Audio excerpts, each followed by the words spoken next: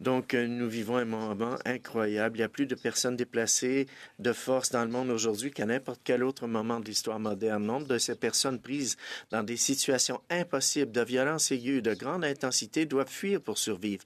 Pourtant, alors que le nombre de personnes nécessitant une aide humanitaire vitale n'a jamais été aussi élevé, nous constatons également des lacunes alarmantes dans les réponses apportées aux grandes crises de déplacement. J'aimerais parler de 3 crises spécifiques impliquant les déplacements forcés au Soudan, dans l'est de la République démocratique du Congo, et la crise des Rohingyas, chacune étant une crise distincte, mais toute caractérisée par une action mondiale inadéquate.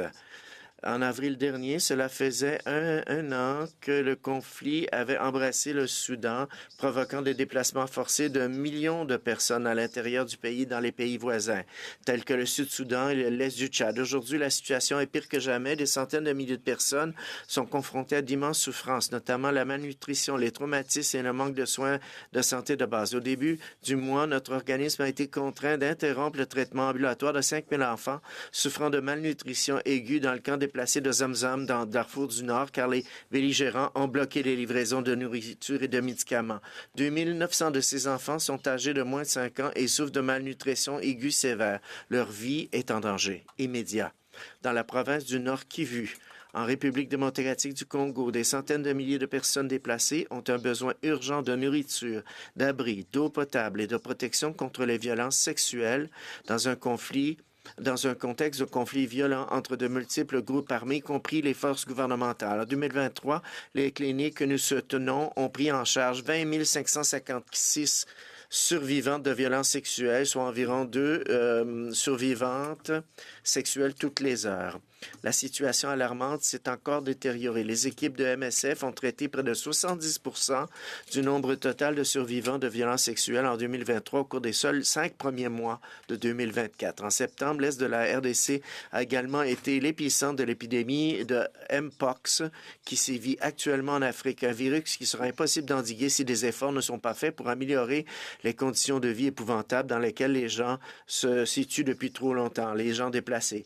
MSF est le principal prestataire de services de santé à l'intérieur des camps de réfugiés Rohingyas, clôturés de Cox's Bazar au Bangladesh, où vivent environ 1 million de personnes. Ici, les personnes qui ont fui la violence et la persécution se retrouvent aujourd'hui confinées et n'ont pas accès à l'éducation et à l'emploi. Cet été, une enquête que nous avons menée a révélé que près d'une personne sur 5 testée pour l'hépatite C avait une infection active. Cependant, le manque de capacité dans les camps signifie que de nombreux Rohingyas ne pourront pas être traités et guéris. Il y a 7 ans, le Canada a joué un rôle de premier plan dans la réponse mondiale. Pourtant, aujourd'hui, le Canada n'a apparemment pas renouvelé sa stratégie pour le Rohingyas alors qu'il allait expirer en mars 2024. Le Canada doit honorer les engagements qu'il a pris à l'égard du peuple Rohingyas et de la communauté humanitaire et renouveler immédiatement sa stratégie en y consacrant les ressources nécessaires. La vie des gens est encore plus menacée par les tentatives des États et d'autres acteurs de contenir, expulser et dissuader les gens de chercher la sécurité dans d'autres pays. Les politiques néfastes ne dissuadent pas les gens de fuir la violence et de chercher la sécurité, mais les forces à se mettre dans des situations impossibles comme les voyages périlleux sur les mers dangereuses où des milliers de personnes meurent régulièrement. Le Canada ne devrait pas se contenter de répondre à ces crises humanitaires et politiques, mais devrait dénoncer les politiques qui empêchent les gens de fuir les situations de violence et de privation et qui augmentent leur vulnérabilité. Je remercie le comité d'avoir pris le temps d'examiner ces questions et le rôle que le Canada peut jouer pour répondre à ces situations d'urgence. En RDC, au Soudan, au Bangladesh et ailleurs, les minutes comptent pour les personnes forcées de fuir leur foyer. Votre temps est écoulé. Et l'aide humanitaire peut faire la différence entre la vie et la mort.